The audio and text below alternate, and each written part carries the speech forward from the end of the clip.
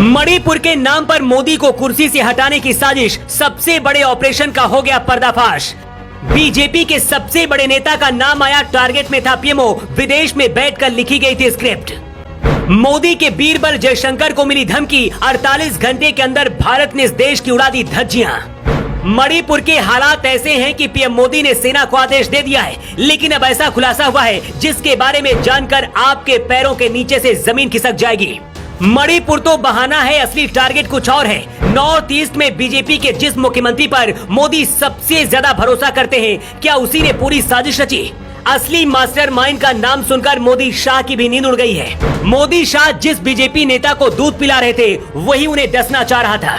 Target में भारत की सेना और पीएम मोदी है। पहला टारगेट भारत की सेना को बदनाम करने का है और दूसरा टारगेट पीएम मोदी को 2024 के चुनाव में कुर्सी से हटाने का है। पूरी साजिश विदेश से रची गई, लेकिन जैसे ही मोदी को पता चला, भारत ने दुनिया के उस देश की 48 घंटे के अंदर ही धज्जियां उड़ा दी हैं। मणिपुर में महिलाओं के साथ जो हुआ, अपराधियों को कड़ी सजा मिलनी चाहिए, लेकिन एक सच ये भी है कि यहाँ की महिलाएं भारत की सेना को काम भी नहीं करने देती हैं। मणिपुर की महिलाओं ने कई बार सेना के कब्जे से दंगाइयों को छुड़वाया भी है। अभी तक आपसे यही बताया जा रहा था कि मणिपुर 2 महीने से चल रहा है, लेकिन सच तो यह है कि मणिपुर में ऐसे हालात 1960 के बाद से ही है और सबसे ज्यादा कांग्रेस की सरकार में हालात बद से बदतर हुए। 1993 में कांग्रेस की सरकार के दौरान मणिपुर में जो हुआ, उसे भारत कभी नहीं भूल सकता है। सैकड़ों लोगों की जान गई थी और सेना के जवान भी शहीद हुए थे। लेकिन इस बार पीएम मोदी से इस्तीफा मांगा जा रहा है। इसके पीछे की क्रोनोलॉजी क्या है, सबसे पहले से समझिए।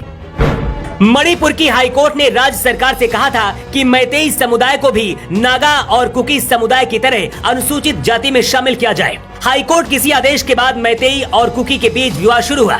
इसका फायदा मोदी और भारत विरोधी ताकतों ने तुरंत उठा लिया। भारत के कई पत्रकार और नेताओं ने विदेश जाकर ये कहा कि मणिपुर में भारत सरकार दंगे करवा रही है।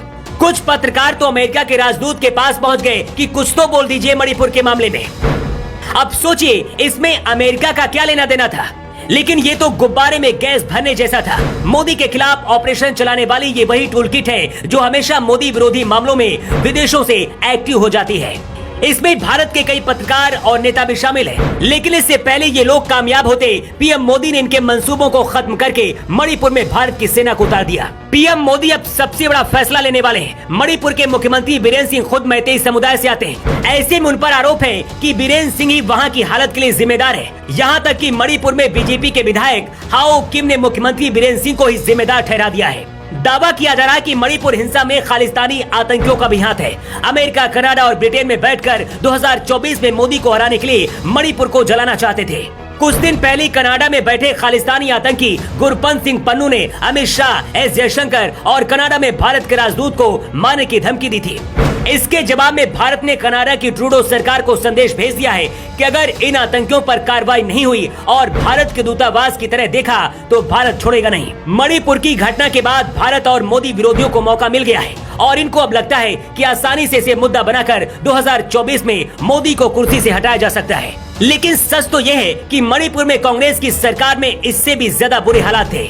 जिस तरह से साजिश रची जा रही है, क्या पीएम मोदी के दुश्मन 2024 में पीएम मोदी को प्रधानमंत्री की कुर्सी से हटाने में कामयाब हो जाएंगे? आपकी राय क्या है? कमेंट बॉक्स पर लिखकर जरूर बताएं।